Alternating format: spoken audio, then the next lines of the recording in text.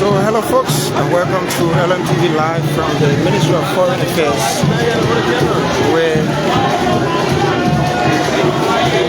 dignitaries and government officials, including the Director General of the Liberia Broadcasting System, Honorable Eugene Lame Fagon, have arrived here.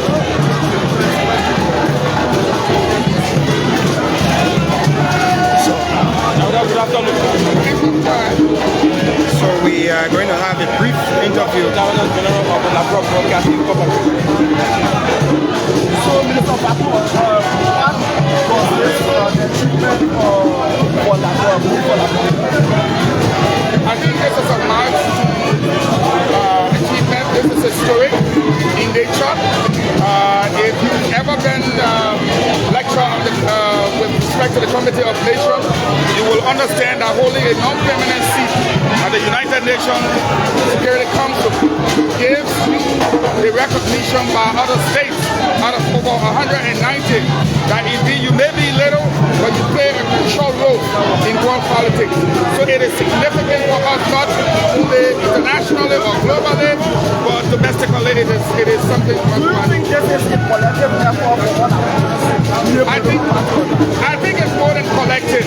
Now, why we may not have had everybody on board, it's collective, and everyone will join in the celebration.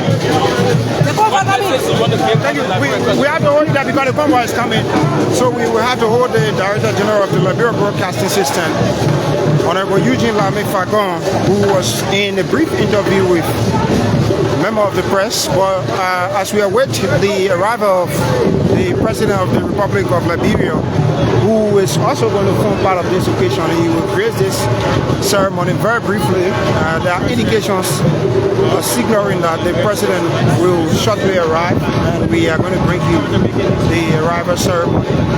But yes, so at the moment you have students from both the high school and universities across the country who are also here and forming part of this occasion.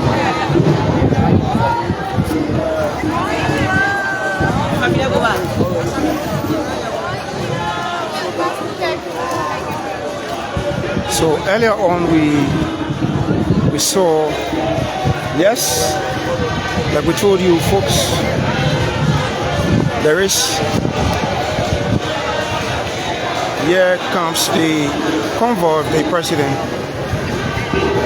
His Excellency President Dusa Yumabwaika, and we are live from the grounds of the Ministry of Foreign Affairs, where today, June 3, 2025, Liberia is vying and is vying for the non-permanent seat on the UN Security Council. So there you have the official bouquet of His Excellency President Dusa Yumabwaika, who has arrived here at the grounds of the Ministry of Foreign Affairs here in Monrovia.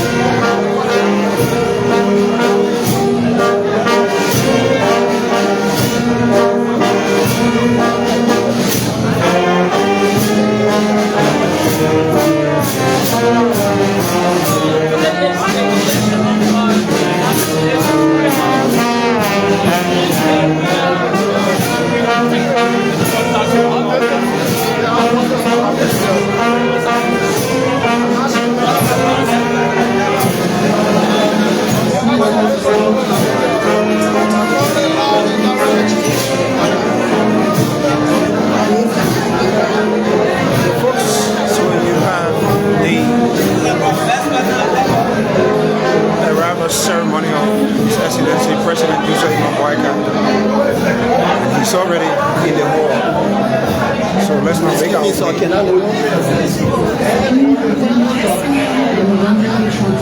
Overthrew the genocidal government. From that moment, Rwandans began the long, hard road to recovery, healing, and reconciliation.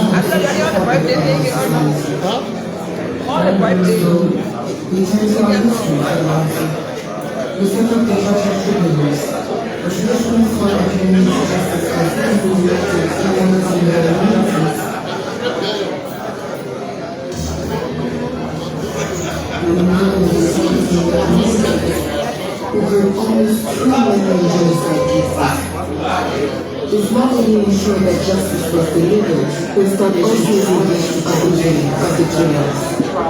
Reconciliation.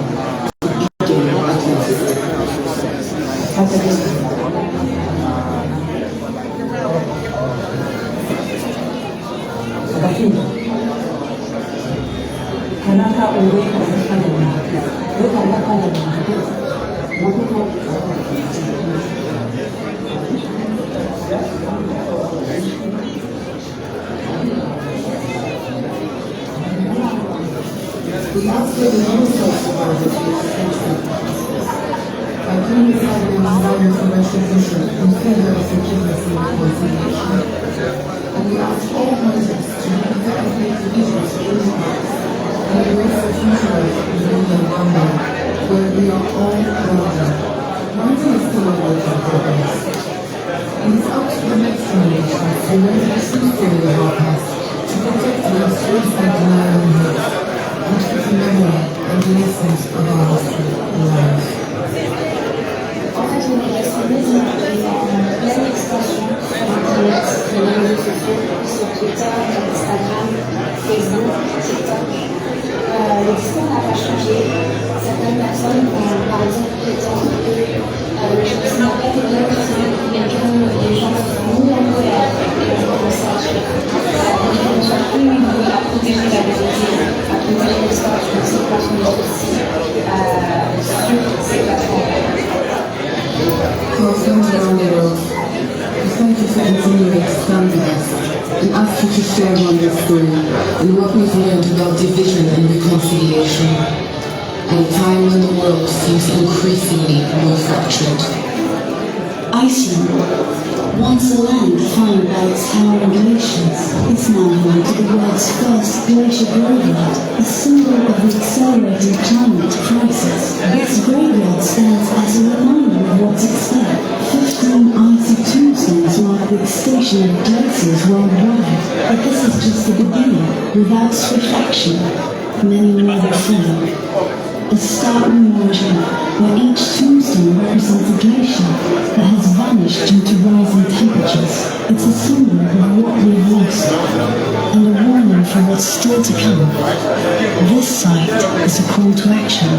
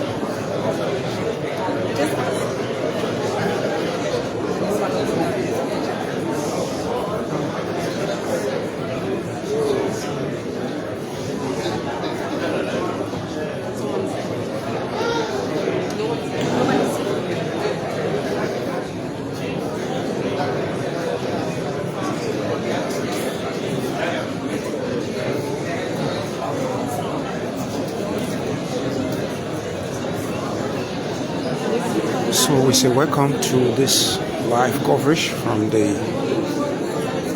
Ministry of Foreign Affairs here in Monrovia, where today, June 3, 2025,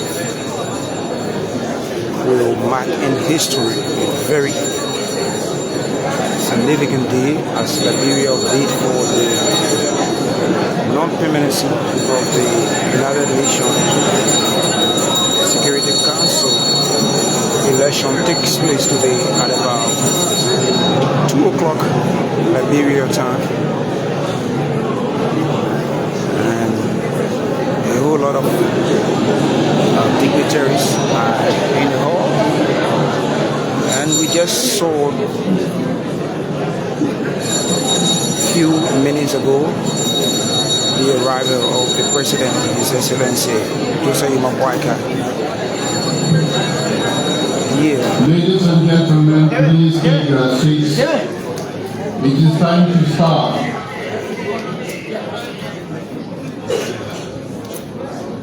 The earlier you sit down, the better for all of us.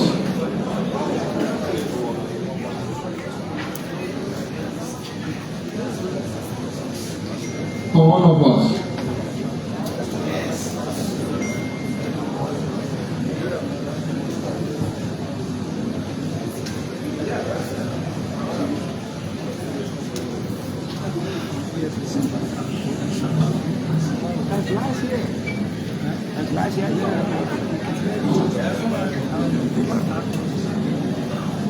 The 73rd plenary meeting of the General Assembly is called to order.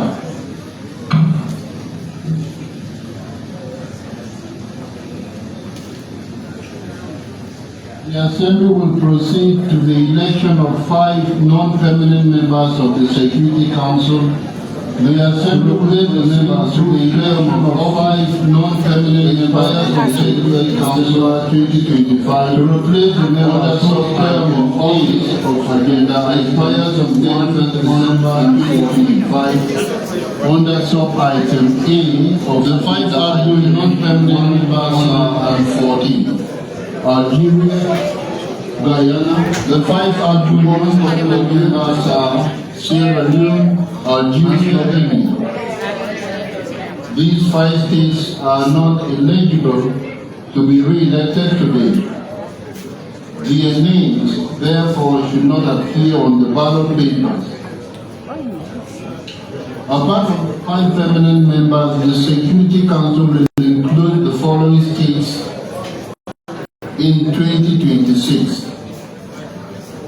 Denmark, Greece, Pakistan, Panama, and Somalia. The names of these states, therefore, should also not appear on the ballot papers. Of the 5 non-permanent members which will remain in office in 2026, 1 is from the African states, 1 is from the Asia-Pacific states, 1 is from the Latin American and Caribbean states, and 2 are from the Western European and other states. Pursuant to paragraph 3 of Resolution 1991A of the 18th session of 17 December 1963, the 5 non-permanent members should be elected according to the following pattern: 3 from the African and Asian Pacific states, 1 from the Eastern European states, and 1 from the Latin American and Caribbean states. The ballot papers reflect this pattern. In accordance with the established practice, there is an understanding to the effect that of the 3 states to be elected from among the African and Asia-Pacific states, 2 should be from an African state and 1 an Asian-Pacific state. I should like to inform the Assembly that those candidates not exceeding the number of seats to be filled from each region, receiving the greatest number of votes, and a 2/3 majority of those present and voting will be declared elected. If the number of candidates obtaining a 2/3 majority is less than the number of members to be elected, there shall be additional ballots to fill the remaining places, the voting being restricted to the candidates obtaining the greatest number of votes in the previous ballot to a number not more than twice the places remaining to be filled. Also, consistent with past practice, if due to a tie vote, it becomes necessary to determine a candidate or candidates to be elected, or that will proceed to the next round of restricted balloting, there will be a special restricted ballot limited to those candidates that have obtained an equal number of votes. May I take it that the General Assembly agrees to these procedures? It is so decided.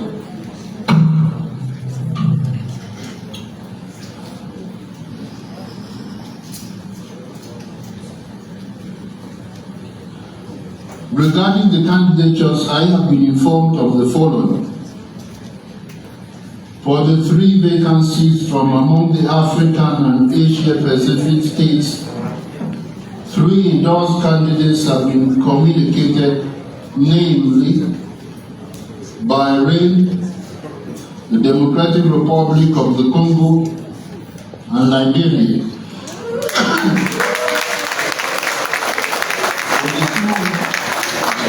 For the 1 vacancy from among the Eastern European states, 1 candidate has been communicated, namely Liberia. For the 1 vacancy from among the Latin American and Caribbean states, 1 candidate has been communicated, namely Colombia. In accordance with Rule 92 of the Rules of Procedure, we shall proceed now to the election by secret ballot.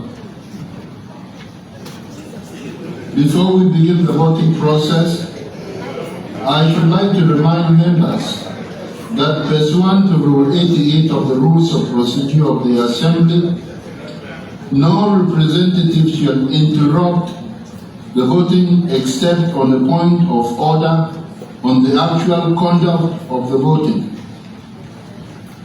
Any announcements, including those concerning withdrawals of candidatures should therefore be made prior to the commencement of the voting process. That is to say, before the announcement of the beginning of the voting process. In addition, ballot papers will only be given to the delegate seated directly behind the country's nameplate. We shall now begin the voting process. Members are requested to remain seated until all ballots have been collected. Ballot papers marked A, B, and C will now be distributed. The voting has thus begun. In accordance with Resolution 71/323 of 8 September 2017, the names of the states that have been communicated to the Secretariat, at least 48 hours prior to the election today, have been printed on the ballot papers for each of the regional groups. Also, additional blank lines corresponding to the number of vacancies to be filled for each of the regional groups have been provided on the ballot papers for inscribing other names if desirable. I request representatives to use only these ballot papers that have been distributed and to put an X in the boxes next to the names of the member states from the relevant region whom they wish to vote for, and or write other eligible names on the blank lines. If the box next to the name printed on the ballot paper is checked, the name of that state does not need to be repeated on the blank line. The total number of checked boxes and or handwritten names should not exceed the number of vacancies to be filled as indicated on the ballot paper. The ballot paper will be declared invalid if it contains more names of member states from the relevant region than the number of seats allocated to it. Accordingly, for the ballot papers marked A for the African and Asia Pacific states, the total number of check boxes and handwritten names should not exceed 3. For ballot papers for the Eastern European states, the total number of check boxes and handwritten names should not exceed 1. And for the ballot papers marked C for the Latin American and Caribbean states, the total number of check boxes and handwritten names should not exceed 1. The ballot paper will be declared invalid if none of the names of the member states on that ballot for which votes were cast belong to the relevant region. If a ballot paper for a region contains one of the following, the ballot remains invalid, but the vote for these member states will not be counted. Member states: 1. Member states that do not belong to the region concerned. Or 2. Member states that continue to be members of the Council during this year and the next year. If a ballot paper contains any notation other than votes in favor of eligible candidates, these notations will be disregarded.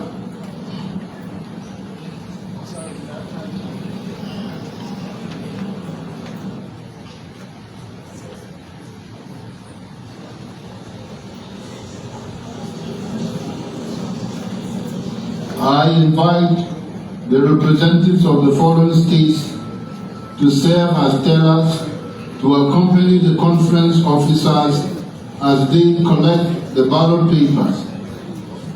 Germany, Palau, St. Kitts and Nevis, Slovenia, United Arab Emirates, and Zambia.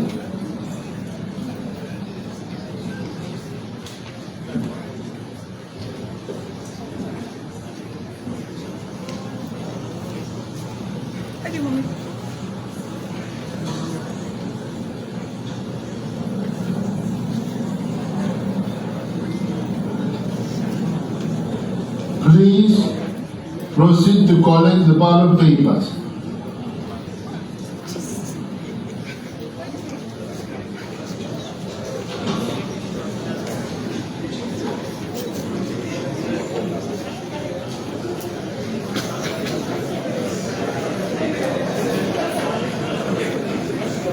So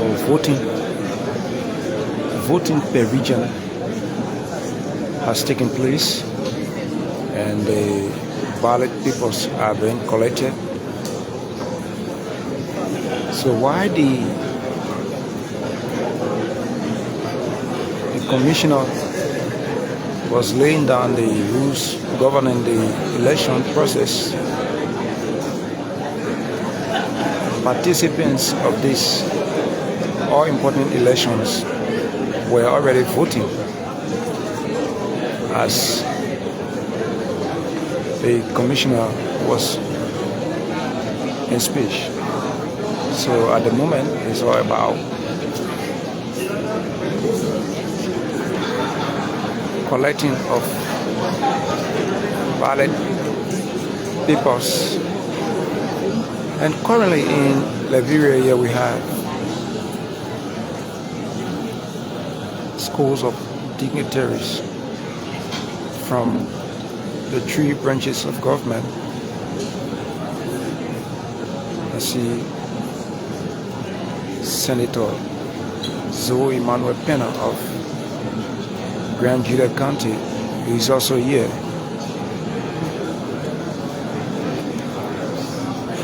Bon County Senators Prince Gamumwe and Senator Johnny P are here in attendance. Senator Senator Bocha Sigwe, Senator Taba Vapila of Rankima County,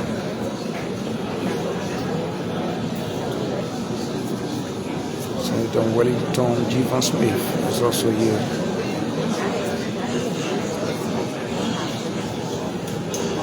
But let's go back to where the action is taking place. This is a live happening of the election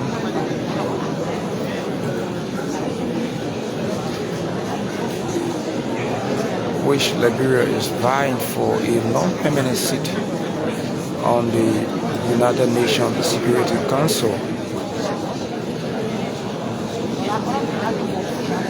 Liberia is hopeful of winning this critical seat, which is very significant.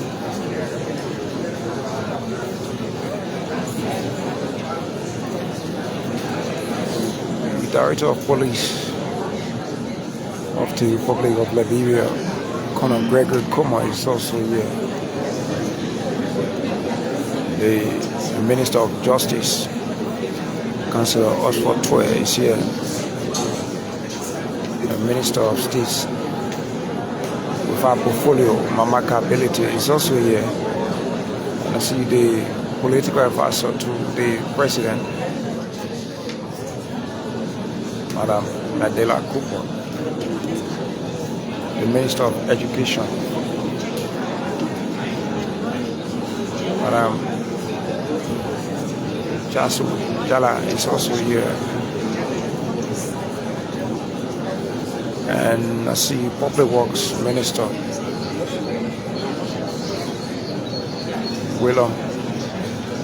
Roland Gillings is also here.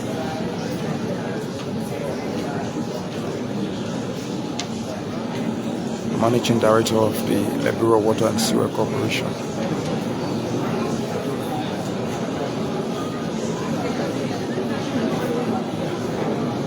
Mohammed Ali.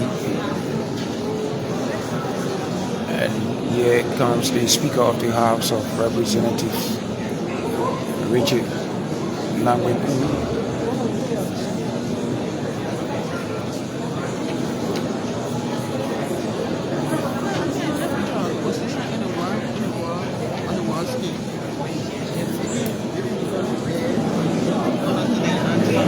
celebrating. Ladies and gentlemen, may I request delegations who may have not voted to do so now by approaching the front of the hall to cast their votes.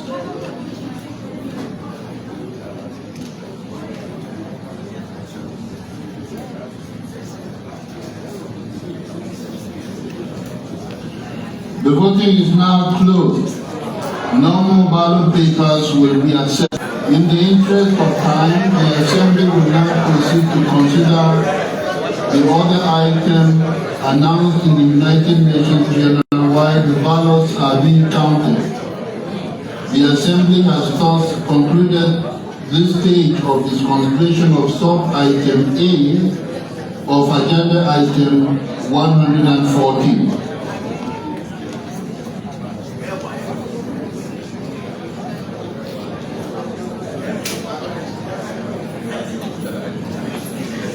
The Assembly will resume its consideration of Agenda Item 13 entitled, and I quote, Integrated and Coordinated Implementation of and Follow-up to the Outcomes of the Major United Nations Conferences and Summits in the Economic, Social and Related Fields, end of quote, to take action on a draft resolution contained in document A/79/L89. I give the to the distinguished representative of Mongolia to introduce draft resolution A/79/L89.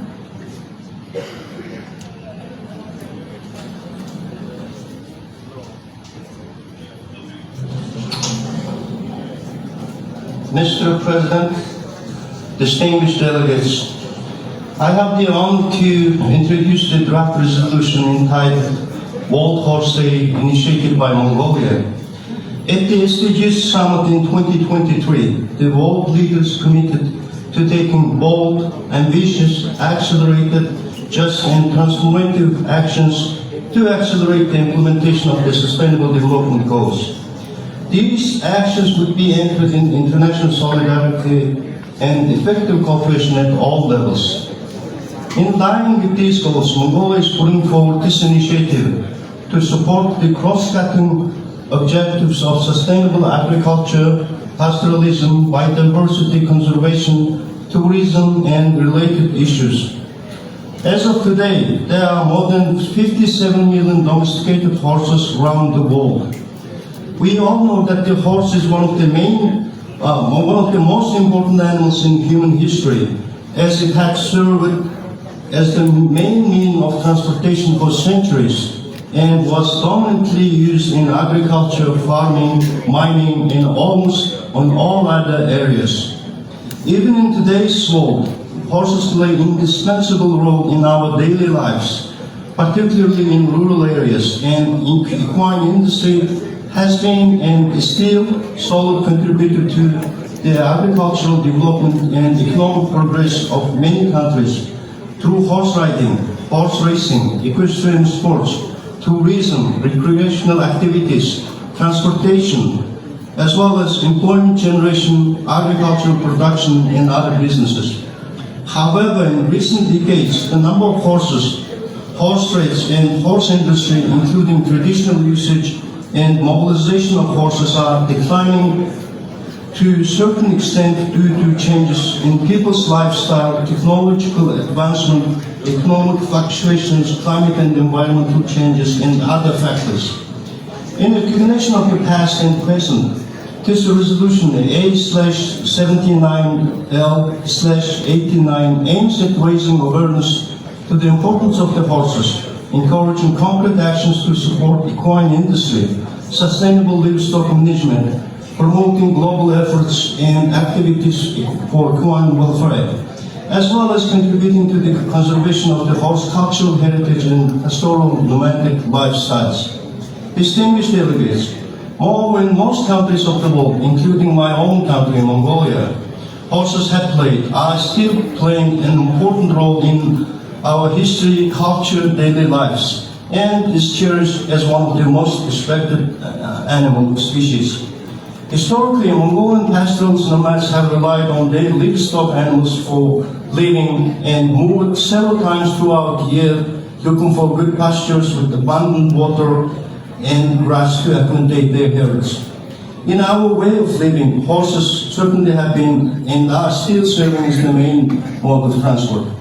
Mongolian horses are best known for the role as the war steed of Genghis Khan and his successor due to their strength, excellent long-distance traveling endurance, and easy care.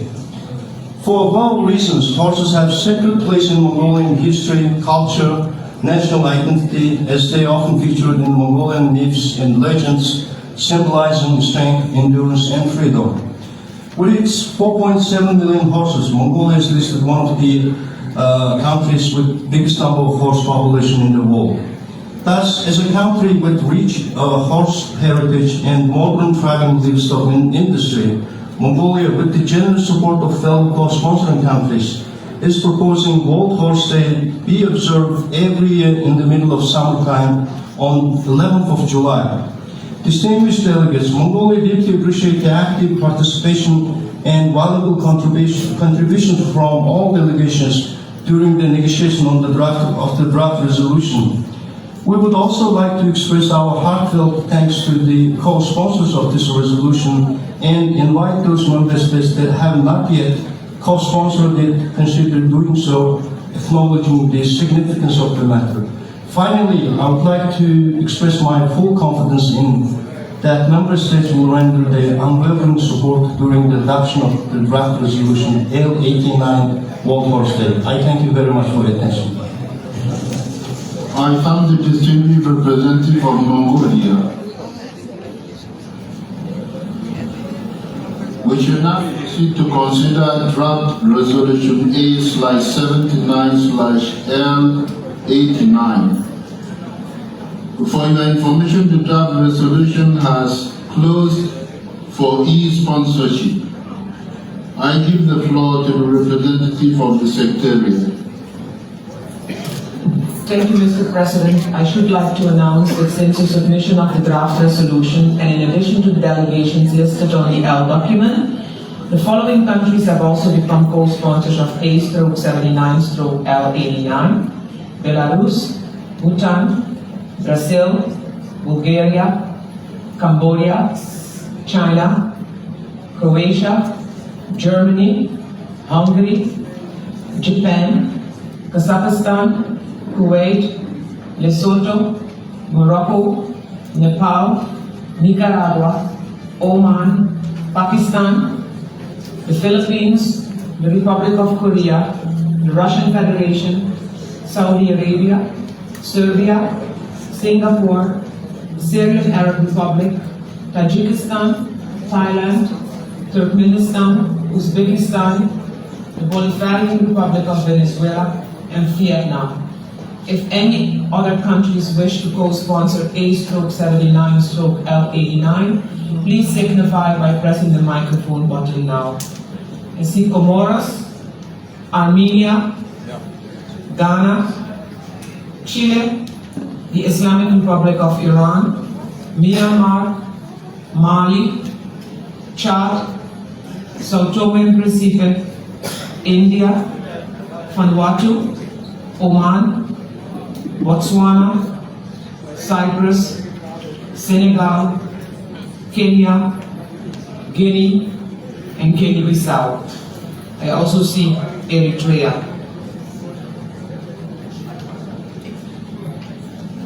Thank you, Mr. President.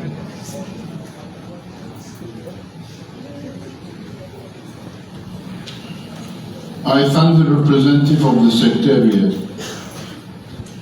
We shall now proceed to consider draft resolution A/79/L89. Before giving the floor for explanations of vote before the vote, may I remind delegations that explanations of vote are limited to 10 minutes and should be made by delegations from their seats.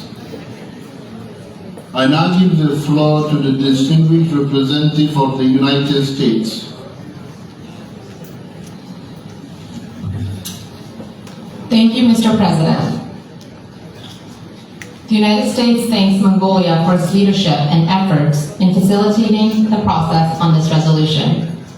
The United States also appreciates the efforts by several members to seek a compromise throughout the negotiation, including to remove preambular climate references that distracted from the true matter under consideration. However, the text of this resolution contains positions we cannot support, which compels us to call a vote today. Regrettably, there were no textual accommodations in support of consensus, despite initial flexibility during open negotiations regarding preambular language on the 2030 Sustainable Development Agenda and the Sustainable Development Goals. The United States has made clear that the 2030 Agenda for Sustainable Development and the Sustainable Development Goals impinge upon the state sovereignty as a soft form of global governance and will no longer reaffirm them as a matter of course in UN resolutions. For these reasons, the United States will call a vote on this resolution. I thank you, Mr. President. I thank the distinguished representative of the United States. We have heard the last speaker in explanation of vote before the vote. The Assembly will now take a decision on draft resolution A/79/L89 entitled World Horse Day.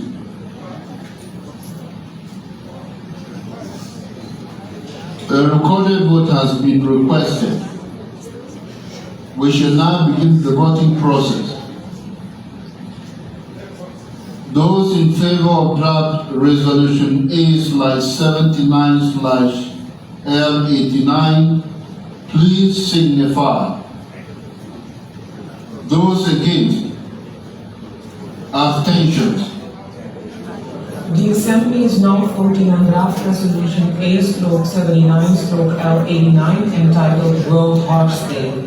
Will all delegations confirm that their votes have been reflected on the screen?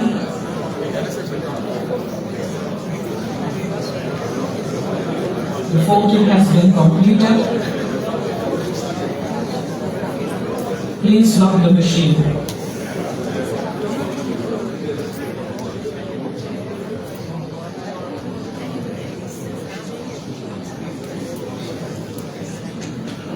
The result of the vote is as follows. In favor, 169. Against, 1. Abstentions, 0.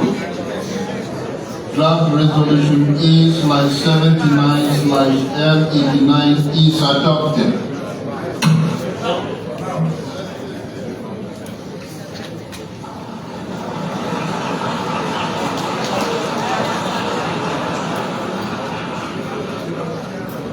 Before giving the floor for explanations of vote after the vote, may I remind delegations that explanations of vote are limited to 10 minutes and should be made by delegations from their seats. I now give the floor to the distinguished representative of Mexico. Muchas gracias, señor Presidente. Thank you very much, Mr. President. Mexico is grateful to Mongolia for its efforts to table and facilitate this draft resolution.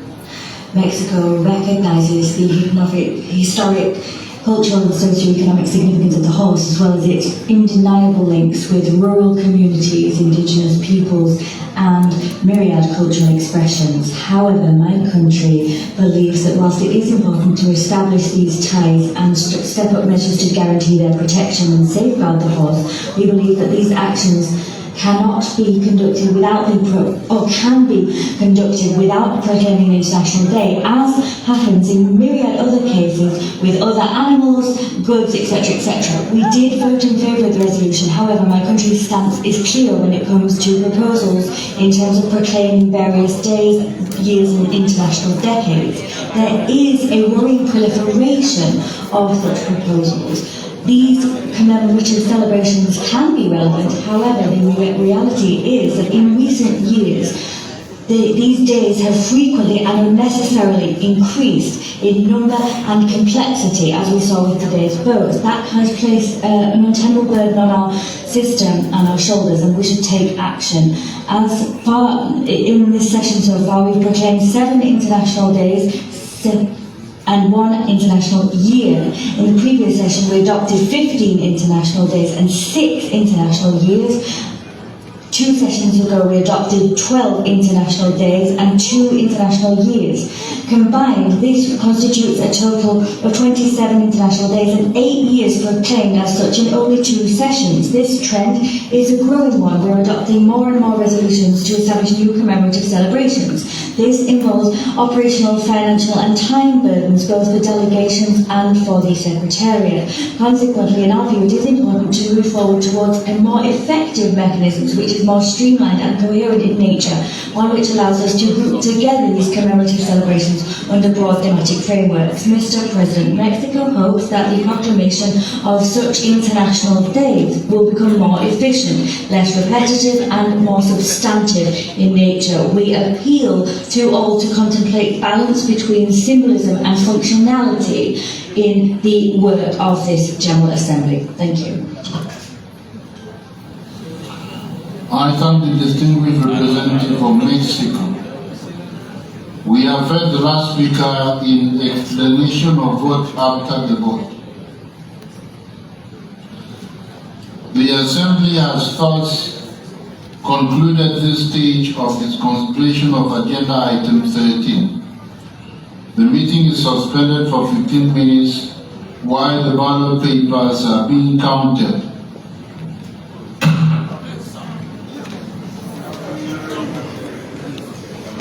So the meeting has been suspended for 15 minutes while the counting of ballots is ongoing. This is LNTV Live.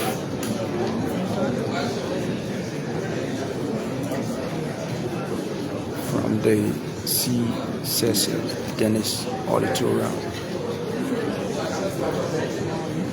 at the Ministry of Foreign Affairs in Monrovia, where today, June 3, 2025, marks the election of members on the United Nations Security Council, and Liberia is vying for a non-permanent seat on the council.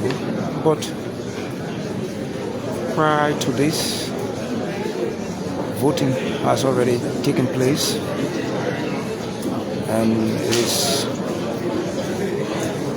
the counting of ballots that is ongoing towards a just, inclusive and prosperous future.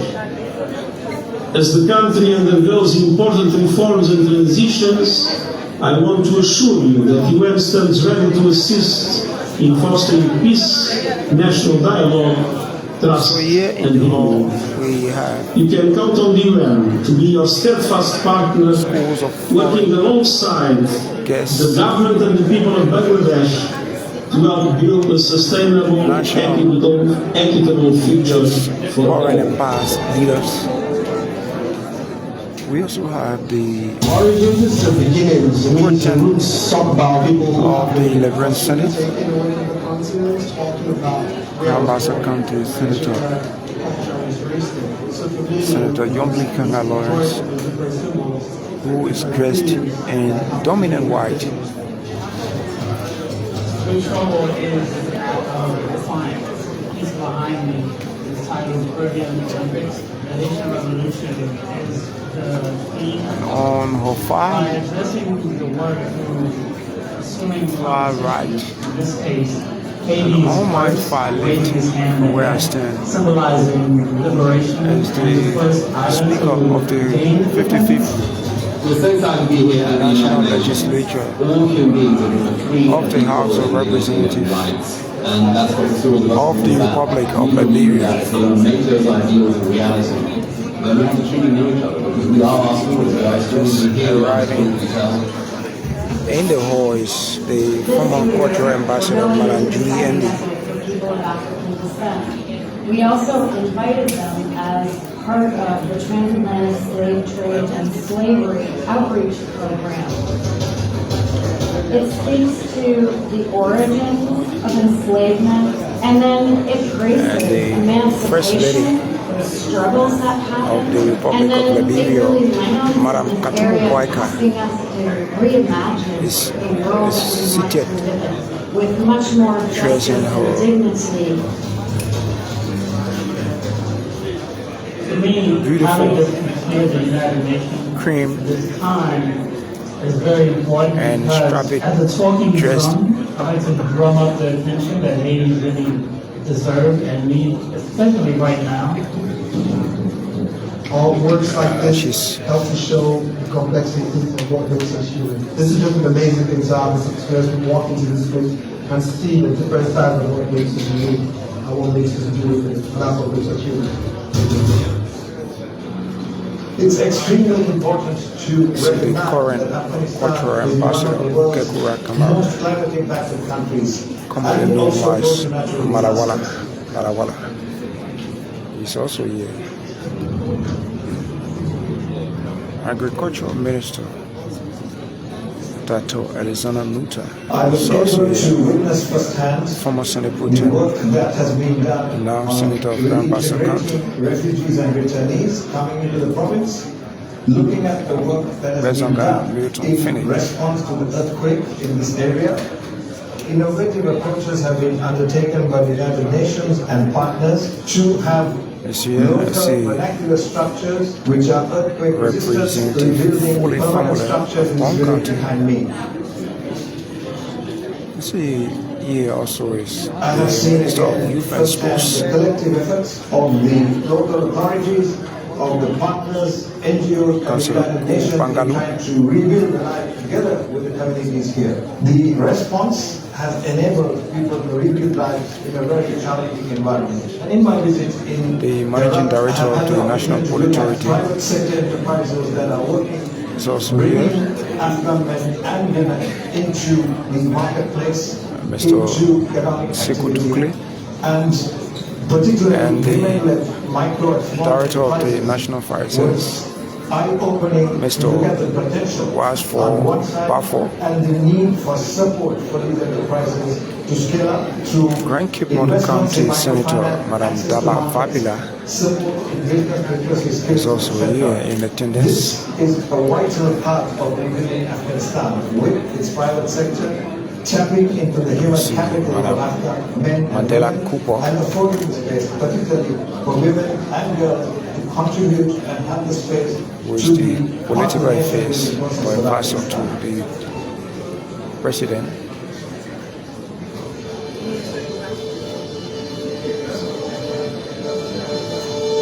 Deputy Minister in a world that is experiencing the first impacts of climate change, Daniel Son, one of the most significant transformations is occurring in the cryosphere. Glaciers, once emblematic symbols of snow's timeless accumulation, are now disappearing at an unprecedented rate, of the Ministry of leaving a profound impact on our environment and communities. But she says the position of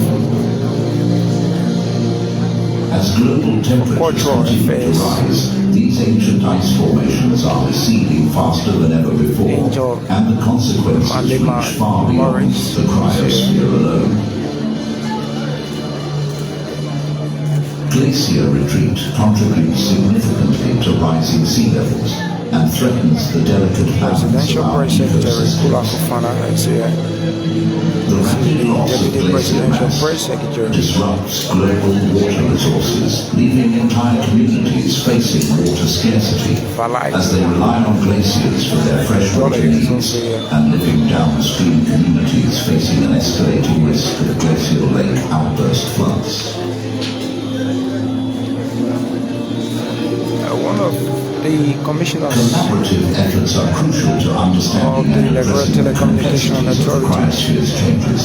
and to protect glaciers and their ecosystem functions. UNESCO World Heritage Sites are already witnessing this accelerating with glaciers in a third of the sites set to Liberia Aviation Authority. In December 2022, the UN General Assembly declared 2025 as the International Year of Glaciers Preservation, and correspondent to the 21st of March of each year as the World Day for Glaciers. And now serve as the Board of Directors of this the International Year marks the Washington Institute. aimed at raising awareness of the critical role of glaciers, snow and ice. It will highlight the economic, social and environmental impacts of the impending changes in the cryosphere for our climate. Emmanuel Sango of the National Oil Company of Liberia, NOCA, is also here. UNESCO and WMO are invited Just to arriving in the hall is which aims to advocate for more the Assistant Minister for Press and Public Affairs by the Minister of National Defense, to share knowledge and Oscar Moba. for preservation and adaptation.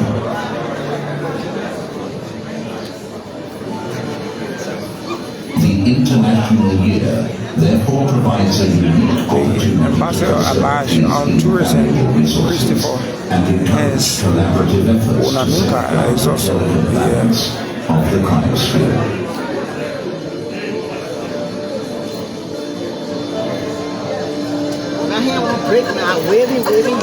Former Foreign Minister, Madam Olibanki Ki Akireli, is also here. And I see Bon County lawmaker, Honorable Nema Briggs Mesa, who just entered into the hall.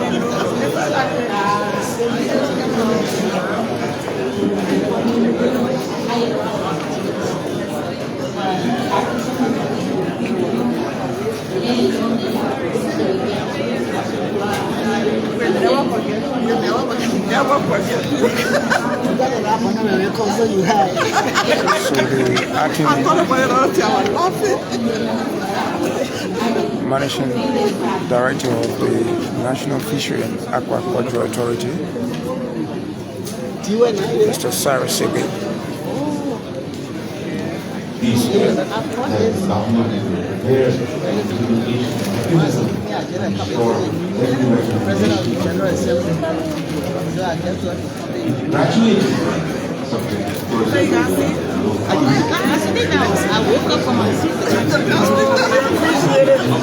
The hall is the Gem Hall.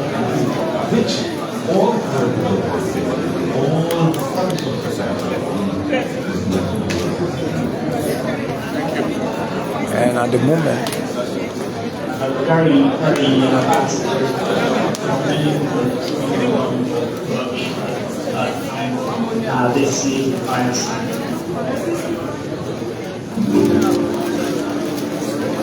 we are observing a 15-minute break.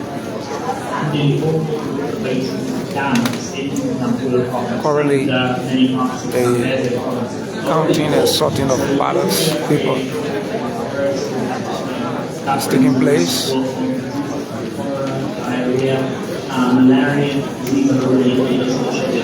This cycle is really hitting part of the country where the population density is very high, and Angola has the highest number of children in the province. We really was surprising. This cycle is really hitting part of the country where the population density is very high, and Angola has the highest number of children in the province. We really was surprising positions that are ready to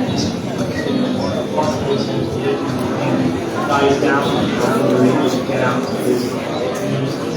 See, the council of Mobile Yakula is also here.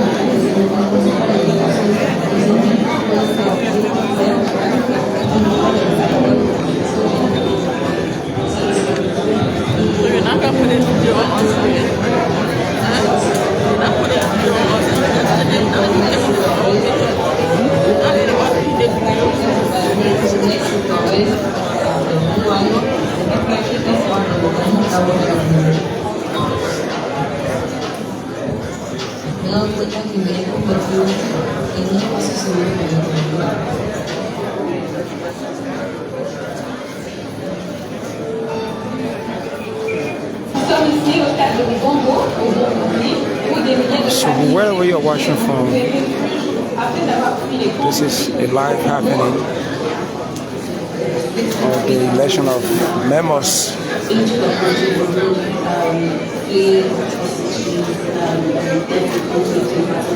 to the United Nations Security Council. And Liberia is one of the candidates vying for the non-permanent seat.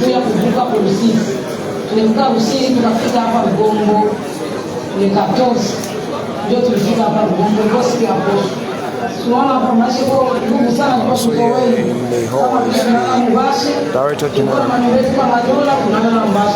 the Liberia Broadcasting System,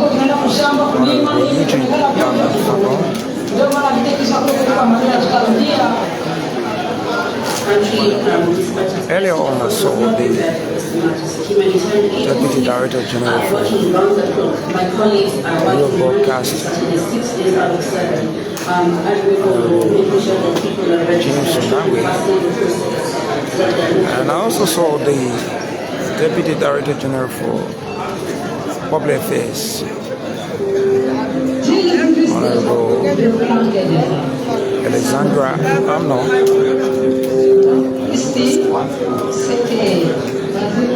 and I saw the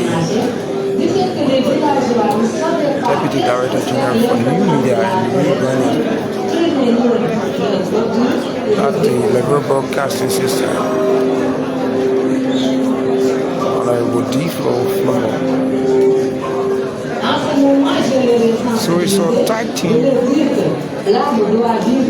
of technicians. It's headed by Joseph Johnson.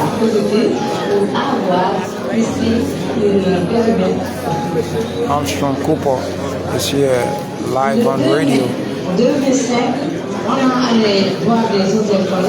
Princess Tully is from the radio department.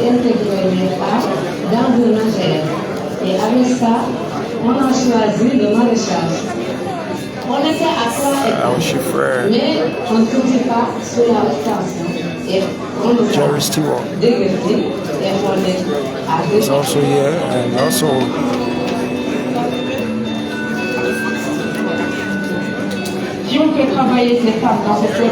Richmond Center. Également soin de décorer. Non seulement ça permet de fertiliser les sols, mais ça permet également de les autonomiser économiquement. So as we observe 15 minutes of a break to usher in the final results from the elections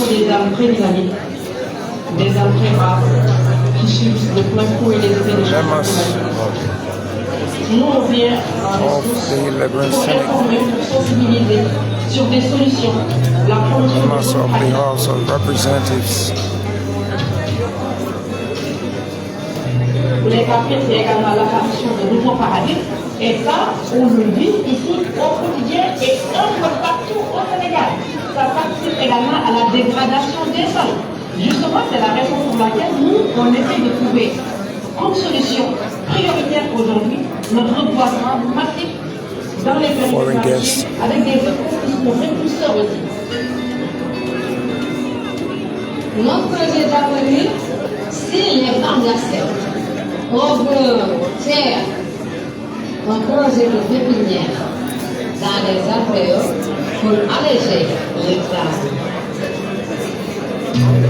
La femme est à l'image de la terre. Ce sont des vrais écologistes qui sont là, qui sont engagés pour la protection et la préservation de l'environnement. La forêt, c'est nous et nous c'est là.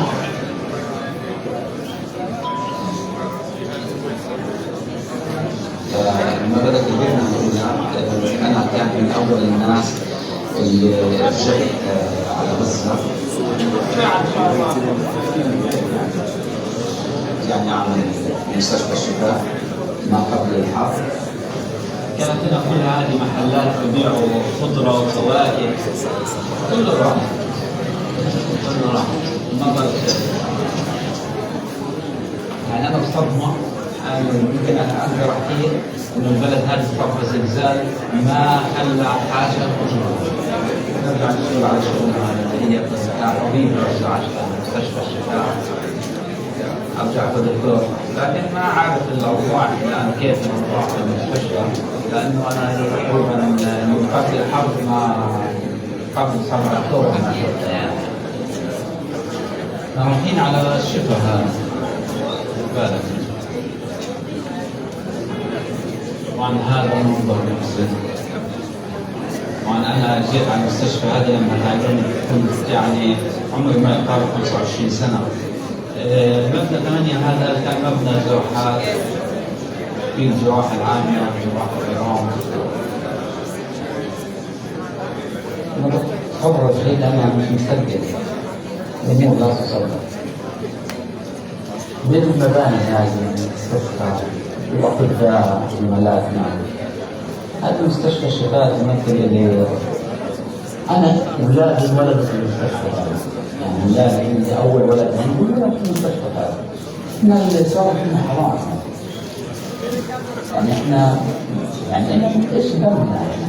ما هو الذنب إذا إحنا أنا بحكي كشريك طبيب أو شريكة أطفال أو شريكة ناس تدرس في الجامعة، ما هو ذنبنا؟ مستشفى الشفاء تساوي حياة كل غزة. الشفاء يعني حياة الفلسطينيين والغزيين. هذا ما تمثل لي، وهذا هناك صراحة ما تكون في مستشفى الشفاء. Với bạn quá nặng là cày đá nó qua cái tiền này tiền đá là lúc lên cày đá là tiền thì là nó thành tiền này lúc kia thì cày đá nó có lại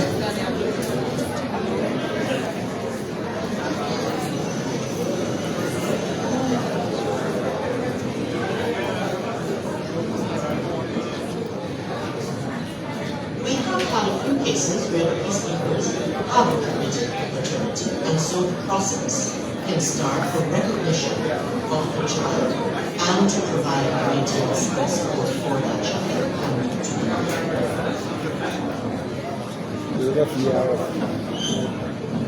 Member states, many of them, have national legislative frameworks that make it difficult for them to take on the responsibility of paternity, because many of them view the situation of paternity as a private obligation.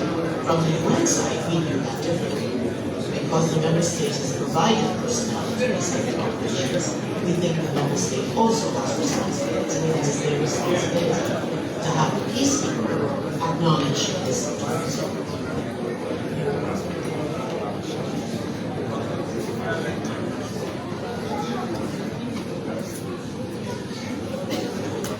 So the meeting has taken a 15-minute break,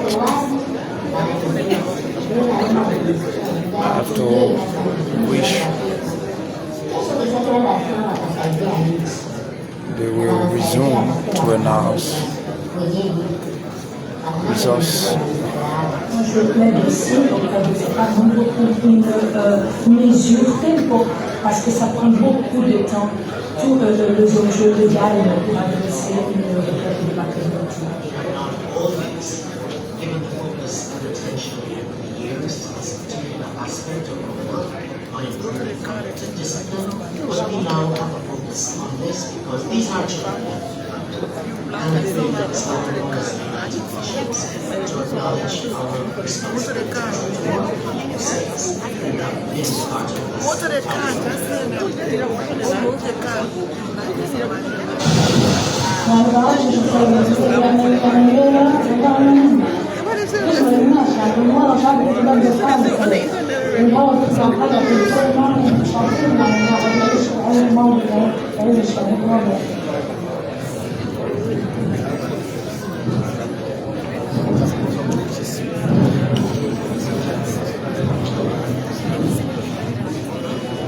أختي الصغيرة تعاني من الأمراض الجلدية، يعني أمراض جلدية مش طبيعية، بسبب إن هي بتلوث منها كتير، بنجيب من الأمراض كتير بتلوث السنين والأمراض،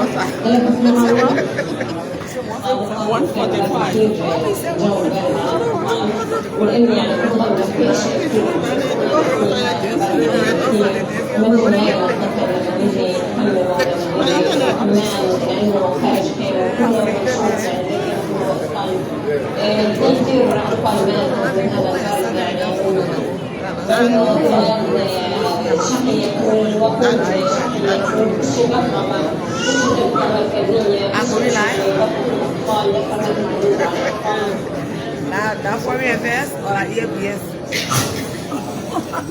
La EBS? Liberia. For you in Security Council, non-permanent seats. Yeah. The first time,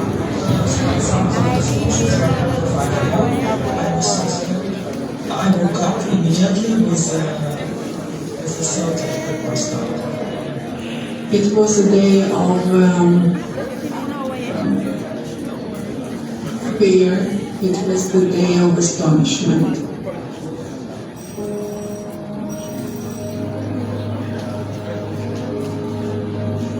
My task was just to plan and allocate immediate resources to those frontliners who were saving their families from the war, who were serving children with disabilities, who were serving those who most affected.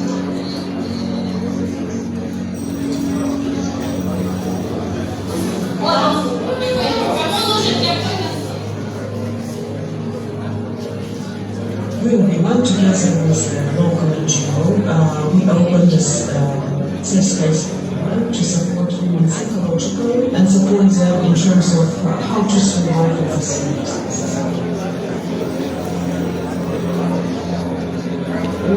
Mobilize more resources to be able to get out the idea of child-friendly spaces which should be available along the way of people who are mobility. We live in a fair future for our country, for our children. There is this saying that the thing that doesn't kill us makes us stronger. And maybe it's true, but I also always say that I wish I didn't have that experience that I have now. You and us in place to go to support those families, and most importantly, this is still going on, and there's still a lot of humanitarian cover necessary to support people and to renew the country.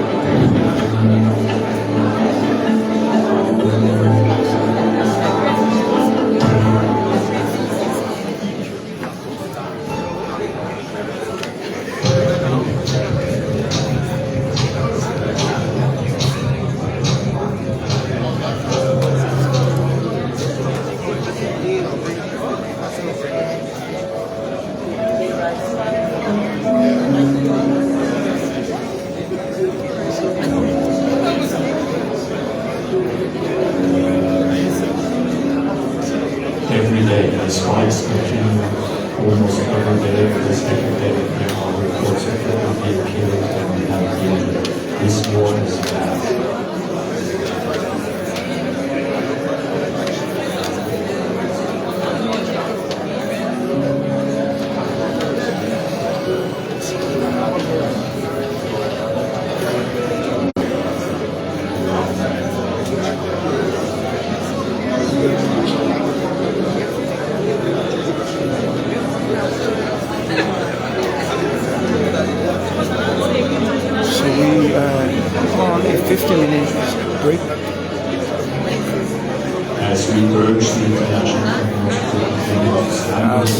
Ballot people have encountered something.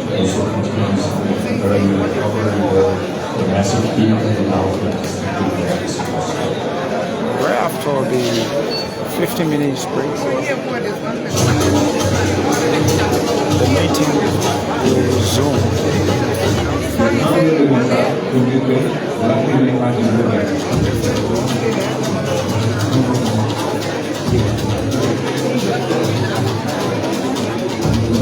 This is live broadcast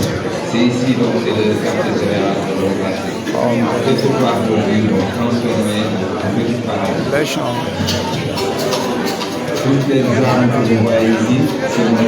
Expected to see Liberia being represented on the United Nations Security Council as not permanent member, of course.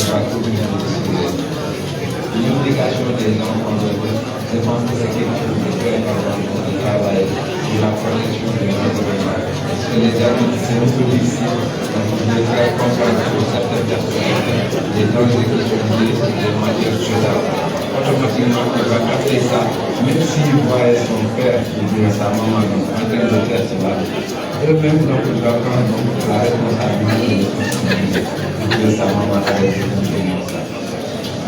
Ce qui a changé, nous avons constaté vraiment toutes les grandes étapes commencent à utiliser des sacs en papier. Donc il y a certaines journées, qui étaient là au début, qui est en train de disparaître définitivement dans la circulation.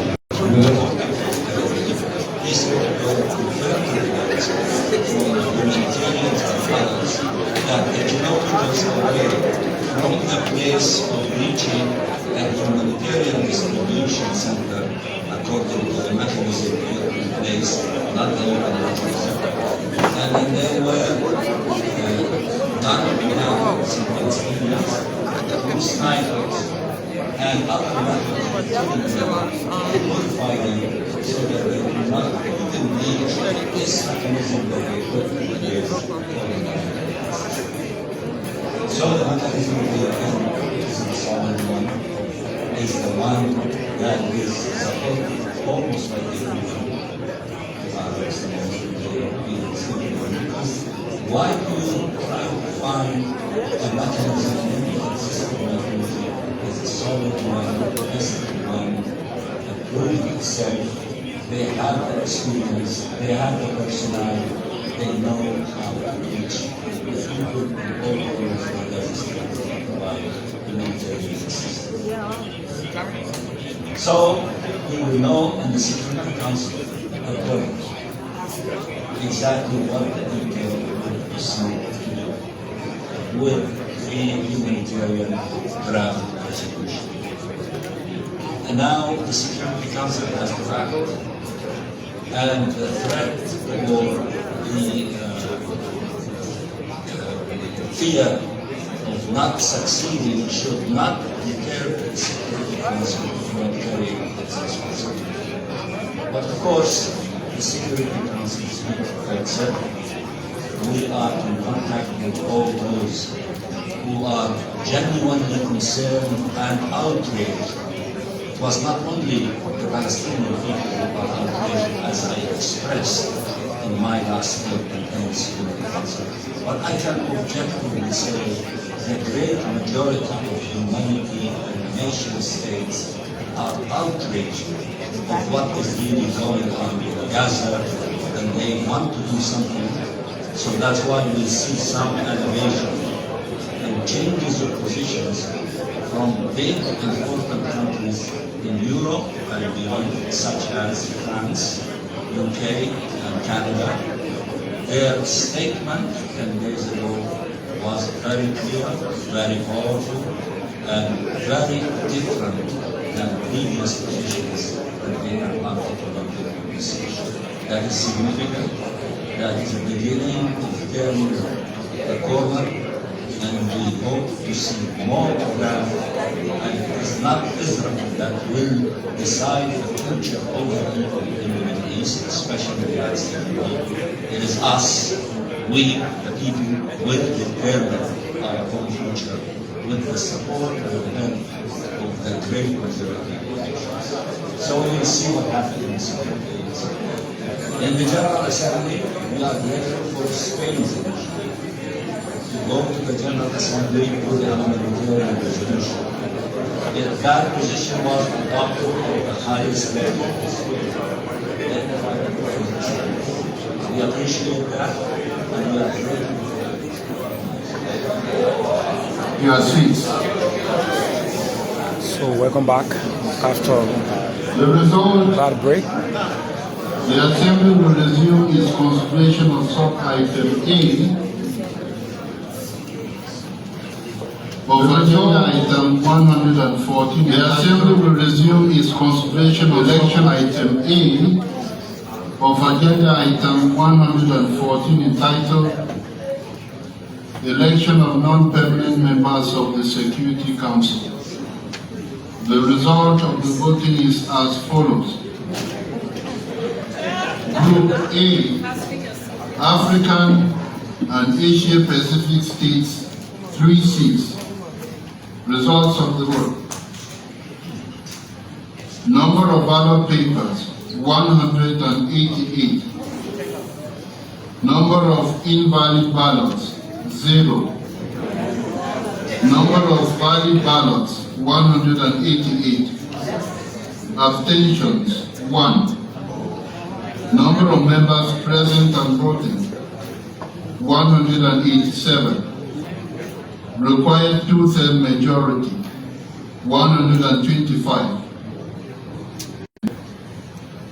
By red, 186. Democratic Republic of Congo, 183. Liberia, 181.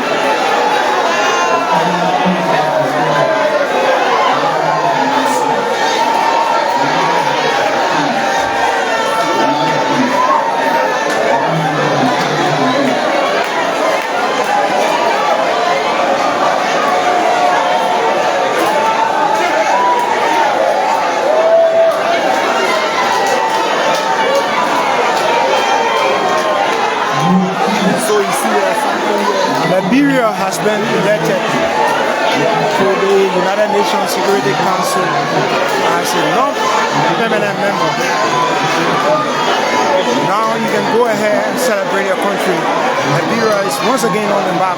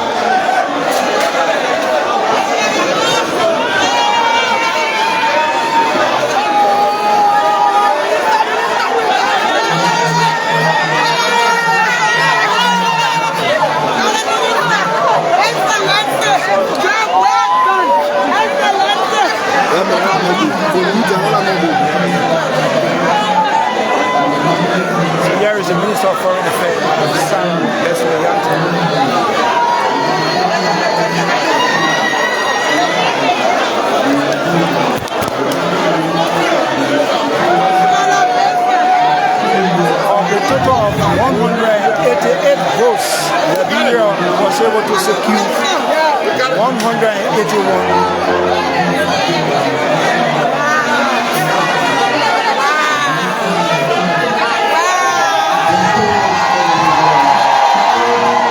President Joseph Mwanga has just arrived in the world.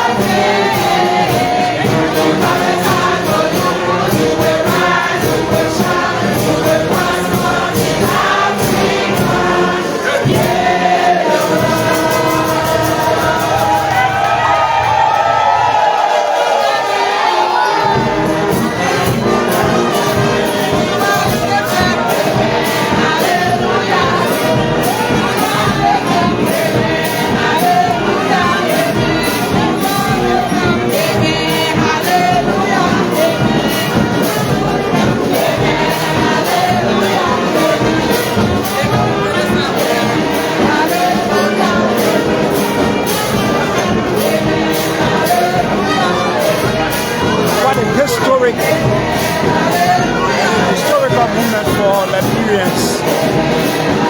Yes, Liberia has once again taken the most step in the world, making up the United Nations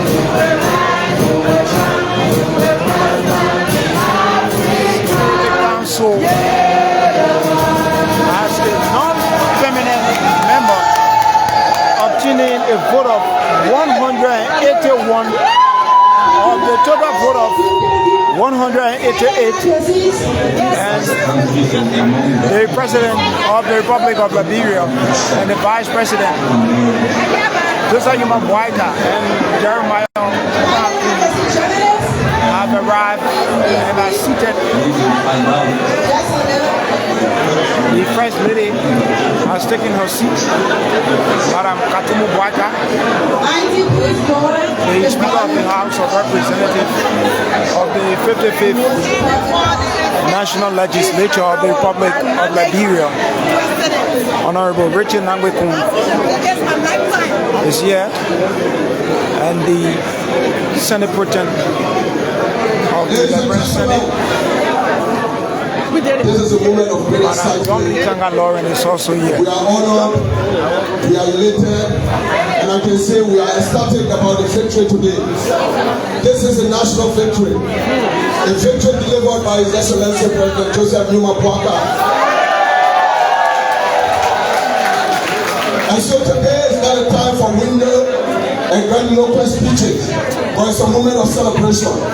So in this light, I'd like to welcome you all to this celebration of Liberia's victory and election to the United Nations Security Council for the period 2026-2027. The most important and substantive speeches here will be delivered by the Minister of Foreign Affairs and His Excellency, the President of the Republic of Liberia. You are therefore welcome.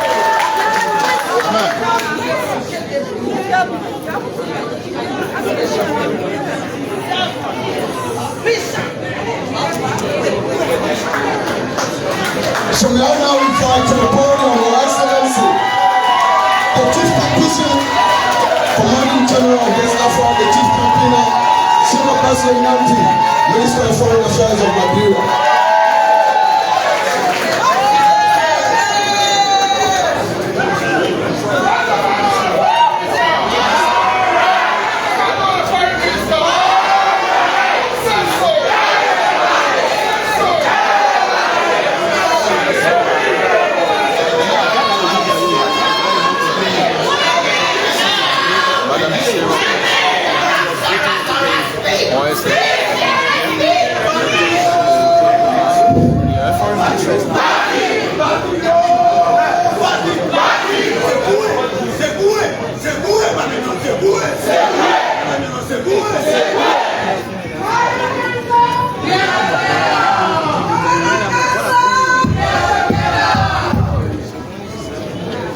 His Excellency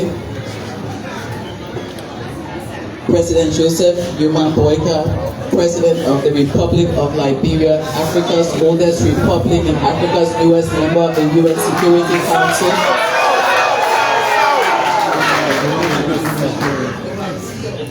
The Honorable Jeremiah Brown, Vice President of the Republic of Liberia, Africa's oldest republic and Africa's newest member to the UN Security Council.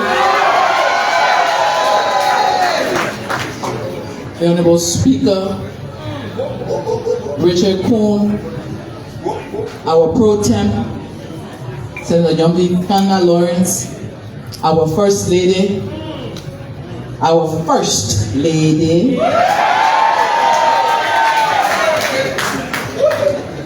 the committees on foreign affairs and foreign relations in the Senate and in the House, and the chairs on security as well, the doyen of the diplomatic corps, the esteemed members of cabinet, the esteemed members of this administration, former administration, the fourth estate Liberians far and wide. Today, history has smiled on Liberia. Today, there's a big smile across the face of our Creator, who has blessed Liberia on this day. We stand before the world humbled, proud, and immensely grateful for Liberia to be elected as a non-permanent member on the UN Security Council for the years 2026 and 2027. This moment is not just a diplomatic milestone. It's a reaffirmation of Liberia's transformation from war to peace and from recovery to leadership on the global stage. Now, the journey to the UN Security Council. It's important for us to look at history. Somebody recently said, if we don't look at history, we'll never learn and will not understand the present and will miss the future. In 1960, Liberia vied for a seat on the UN Security Council, the only other time we campaigned. At that time, there were 99 members of the UN, and we needed 66 votes. It went on for 6 weeks, 11 rounds. We could not get the 2/3 majority. Liberia did not obtain the 2/3 majority. And after those 13 rounds, there was a negotiation where Liberia and Ireland finally split a term. We served 1 year in 1961 and Ireland in 1962. we have never campaigned and won a seat on the UN Security Council except for today. Except for today. Except for today. So why did we have to campaign? We learned from history. We didn't take it for granted. We understood that with 193 member states, we needed at least 129 votes. Even if all of Africa voted for us, it would not be enough. And then we realized the present, the current geopolitics, the uniqueness of who Liberia is. Let's not forget who we are, our identity, and all that comes with it, the complications of that. Juxtapose that to us having to try it one time before and we didn't make it. We had to put everything into it to make sure we went one round and only one round. So although nobody competed for this seat, at the end of the day, it's not about whether somebody else will make C or D. It's about whether you will make A or B. We needed to make sure on one round we'll get an overwhelming mandate from the world to say, now is Liberia's turn. And so this is our first time. Never before have we run a campaign and won a seat. First time.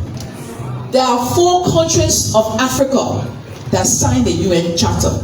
Liberia, South Africa, Ethiopia, and Egypt. Egypt has gone to the Security Council 6 times. Ethiopia and South Africa 3 times each. Liberia will only share 1 year with somebody based on negotiation. But today, President Joseph Newman Boyka today. President Joseph Newman Boyka today. And today, we promise you, President Joseph Boyka, because you believed in this, because we came into leadership and we met that there was an idea, the former administration had an idea and they put it forth, they wanted us to do this. They didn't have the chance to implement it and we said that this would not die. You know, between administrations, plenty things that die. We said this one would not die. We picked it up, we dusted it up, we took our efforts, we placed ourselves in gear, we said with or without, with whom and without, we will go. We went to the AU because you told us to go there to represent you, President Boyka. We went there. In February 2024, we got the endorsement of the AU. In July 2024, we got the endorsement of ECOWAS after negotiations because Guinea-Bissau wanted to compete with us and Nigeria wanted to go after, and Nigeria said no. We can't compete with each other in ECOWAS. Let Liberia go. Let's support Liberia to go. Guinea-Bissau, you go after. And we will go after that. Thank you, Nigeria, for playing that big brother role. And it was with that we now have to campaign. Let me tell you something, an endorsement multilaterally is not a vote bilaterally. The endorsement say, we now how your way, we are going front. But then it is based on your relationship with each country. Whether or not they believe you can represent them, and whether or not they believe that you are rightly placed to have that conversation on their behalf at the UN Security Council. That is when you get that vote, and we have to campaign. We campaign and we listen. We heard the president, we heard everything they said to us. They wanted to know that would they trust us with this seat? Would we vote in the African line? Would we align with the African position? And then, Mr. President, on May 28th, the Arab group put us into a closed door. They wanted to hear certain things from us. Will Liberia stand for these principles? Will Liberia stand for those principles? And I'm proud to say to you, Mr. President, because you believe in Ministry of Foreign Affairs team, the entire team from the driver all the way up to the minister, because we believe in the Foreign Affairs team, we felt brave enough to contact former foreign ministers. We contacted former foreign ministers. We asked them to help us to campaign. Our Policy Advisory Council, with the legislature, both committees, we worked with plenty people. And Mr. President, as we promised you today, they promised to meet you, Mr. President, because you believed in this and you trusted us. We are here to say we gave it to you. We brought it home to Liberia. Now with the 129 we're looking for, or the 181 that we received, 181 votes. Mr. President, this stage are your stage because you did this. You believed in it, you pushed it, you always check with me to ask me how far things going. How far things going, we have to get this seat. And Mr. President, you gave us the motivation You believed in it, and you believe in Liberia, and you believe Liberia would serve its cause on the Security Council. A nation that has birthed so many democracy, a nation that has been there for so many countries. It is late, actually. We should have had this a long time ago. But situations and conditions, such is the time now, Mr. President, and we're proud to say to you as the Ministry of Foreign Affairs, Mr. President, we are grateful to serve under your leadership. We know that as we go to the Security Council, we go in there with your vision for peace and security. You have shared your vision for small countries. You say you don't like people taking advantage of small countries. You have shared your vision for peace and for global justice, and we campaign in that regard. We shared your message, and so we told the world we'll be there for women, peace and security, because Liberian women fought for peace. Liberian women understand peace. Liberian women know how to bring peace to their children and to their husbands. And so we say women, peace and security. Liberia has heavy youth population. We say the youth will be a priority. Youth, peace and security. We said we'll fight for UN Security Council reform. Africa deserves a permanent seat on the UN Security Council, and Liberia will be a voice for Africa for a permanent seat and to reform peacekeeping. And we said, Mr. President, we will be the ones to talk about climate, our natural resources, and conflict. Our resources should be a source for war. Our resources should be the reason why our children have their beds on their head, toting it from place to place. It will not happen in Liberia again, and it should not happen in Africa anymore. And lastly, but not the least, Minor River Union, Mr. President, we still will talk about regional security. When your neighbor is not safe, you are not safe. We can't be talking country by country. We need to talk about the MRU as a block. Those are the issues we campaign on, Mr. President, with your vision. And Mr. President, today I'm happy to say to you, Mr. President Joseph Yoman Boyka, President of the Republic of Liberia, Africa's oldest republic that been 178 years, and the world's newest member of the UN Security Council. Mr. President, we are proud, we are proud, we are proud, we are proud. We will serve, we will serve, we will serve, and we will serve. Thank you to Madam Salif. Thank you to Lema Boy. Thank you to all of those who came and put their hand to the plow. Thank you, thank you, thank you to those former foreign ministers who went through the field to campaign. Thank you, thank you, thank you. If I start to name one by one, Mr. President, I will fall short because plenty of people help us. This victory is Liberia's victory. This victory is Liberia's victory. Liberia will go out and show the world that the 178 years enough for nothing. Plenty thing inside. God bless you.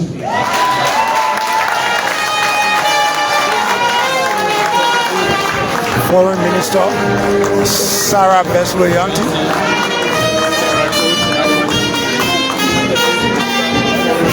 This is the National Television Service of the Liberia Broadcasting System. My name is Aisha Niva. We are here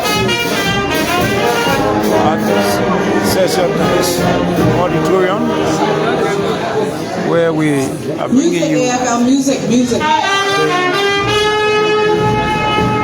Celebration of the UN Security Council. Liberia was elected with a vote of 181 out of 188.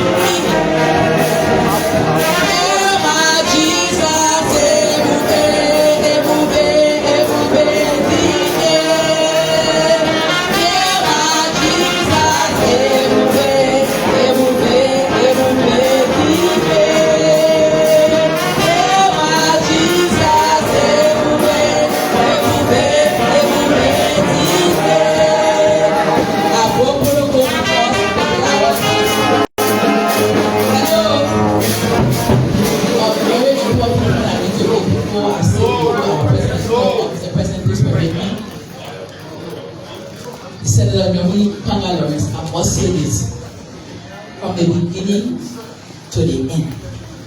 When they launch and all the way in between. Thank you. Speaker Richard, as recent as last week, you're in Sierra Leone speaking to the legislature. You're in Morocco speaking to the legislature. They campaign you you no bound. If I don't say it, God now bless me. Thank you, everybody.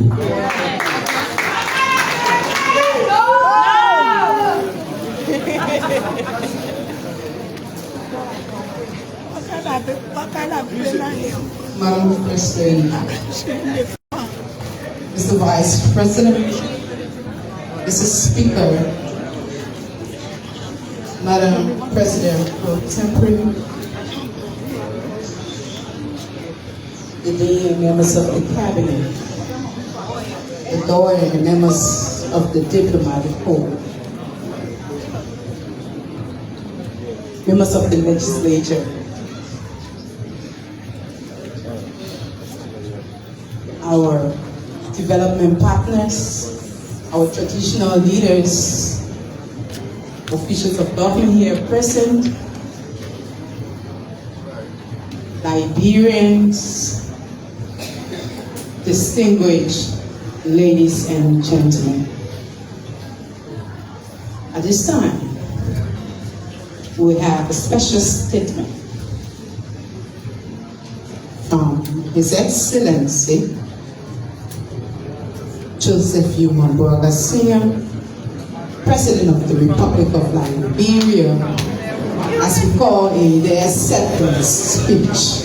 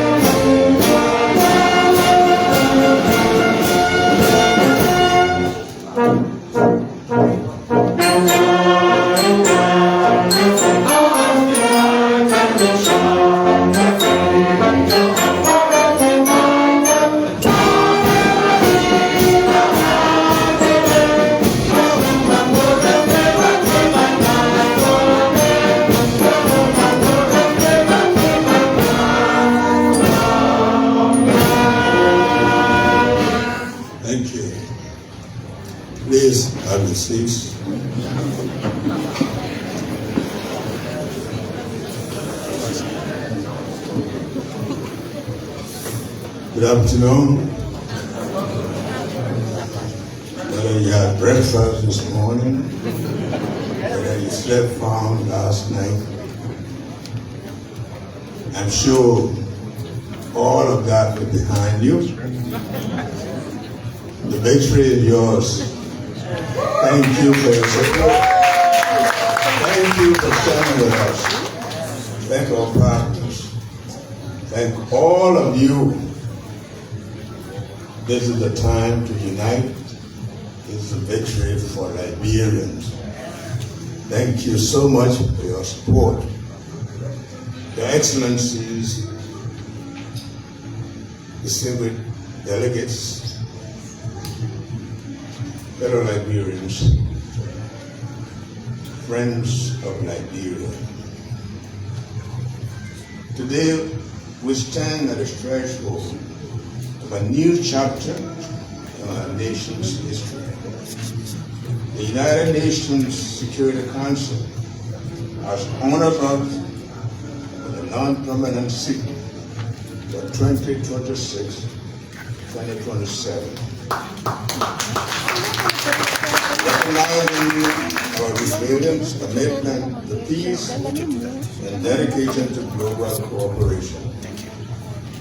We extend our deepest gratitude to all UN member states for their confidence.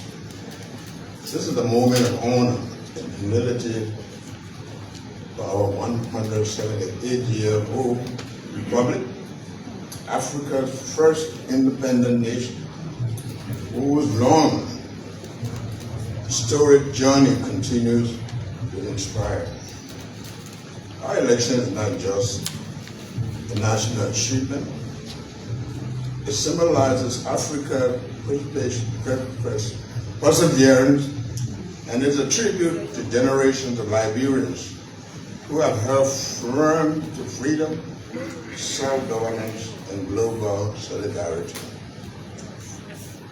From our role in the League of Nations and as a founder member of the United Nations to our contribution to African independence, Liberia has always punched above its weight on the global stage.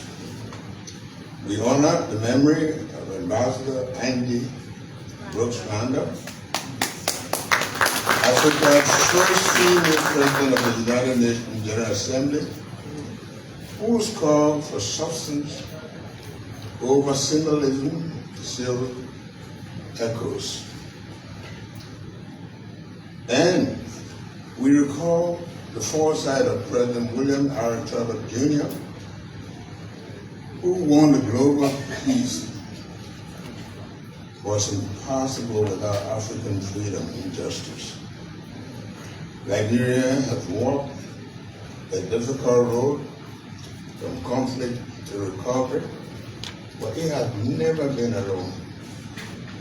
We remain grateful to the United Nations, ECOWAS, and African Union for their role in our peace process. We especially pay tribute to the 202 United Nations peacekeepers who died in the cause of Liberia. From the ruins of war, Liberia had risen as a democracy, holding successful and peaceful elections and achieving historic power transfer. Today's election affirms Liberia is again a credible and relevant voice in the world stage. Unlike our first partial term in 1961, today's election is a testament to our nation's journey toward peace and reconciliation. We have overcome conflict and our pledge to contribute meaningfully to global peace building and conflict resolution. It validates Liberia's commitment to international peace and our readiness to contribute meaningfully at the highest level. We take on this responsibility during the global uncertainty marked by persistent conflict, climate-related insecurity, terrorism, and development disparities. Liberia will be a principled and dependable voice on the Council. We will advocate for Africa, the developing world, and inclusive, lasting peace. Drawing from our own experience of reconciliation as nation building, we will promote conflict prevention, support peacekeeping reform, and champion the protection of civilians, especially women and children. Liberia will also continue its growing role as a true contributing country to the United Nations missions. We say to all of our African brothers and sisters, we pledge to be your voice. To the Global South, we offer solidarity. To all UN members, we promise contributing engagement, rebuilding diplomacy, rooted in Liberia's humility, honesty, and freedom of values. We stand on the shoulders of giants including President Joseph Jenkins Roberts, Edwin Barclay, William F. Stutman, William R. Talbot, Ellen Johnson Sirleaf, who flew the flag of Liberia high on the international stage. All are icons of this democracy we enjoy today, as well as countless enduring heroes who kept our nation's spirit alive through adversity. This moment is the fruit of their labor and prayers. To all Liberians at home and abroad, this victory is yours. Let us rally together to make this thing a success. When Liberia sits at the council, it will be your hopes that she will carry. I thank the Foreign Minister, and I'm saying this with all sincerity.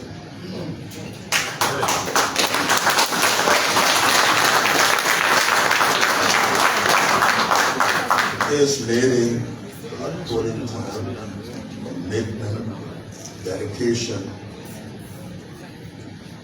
and we all, with all of our contribution, she gave us a standing ovation for.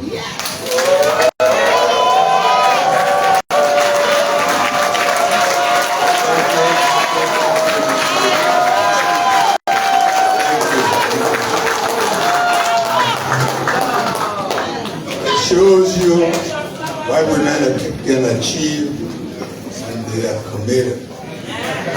We're proud. Excellency, Madam Sarah Destroyanti, Liberia's permanent mission to the United Nations campaign team in New York, Monrovia, Addis Ababa, and all those in the government who made this achievement possible. We say thank you. We have worked hard, working a new chapter in our nation's global engagement. As promised in our campaign, Liberia's voice of council will reflect our people. We will consult women, youth, nationwide to ensure our representation is inclusive and grounded. This new chapter in our global engagement presents opportunities for growth, collaboration, and progress. I call upon all Liberians to embrace this moment, work together to build a brighter future for our nation and the world. May God bless the Republic of Liberia, ECOWAS, African Union, and the United Nations. Thank you. God bless you.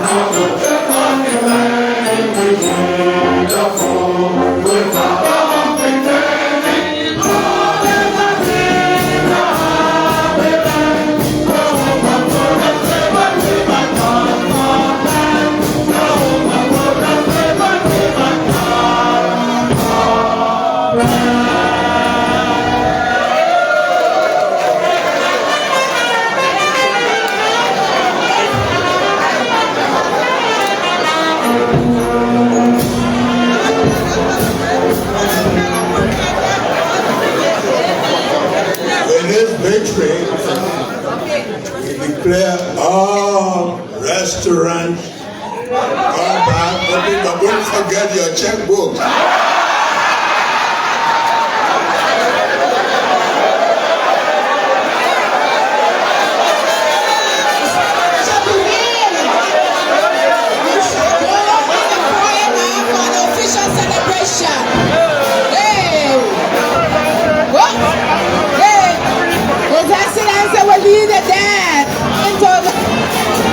Followed by the First Lady. Hey. It's dancing time.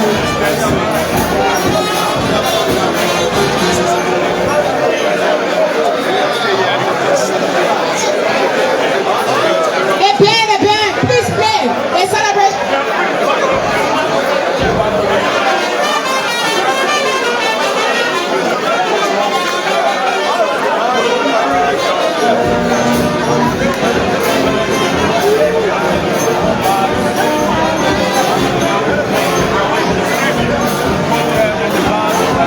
Food and drinks are available in the foyer of the Ministry of Foreign Affairs. For the students and all the people, we have food and drinks outside waiting for you.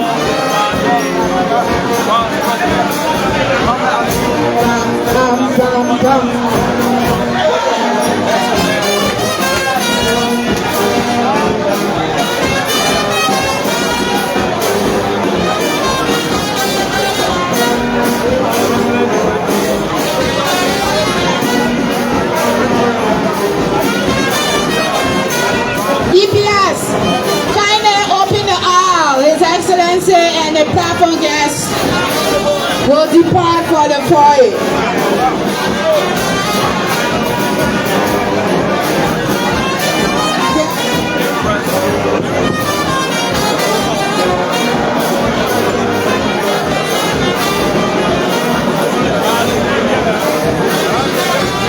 Please open the aisle.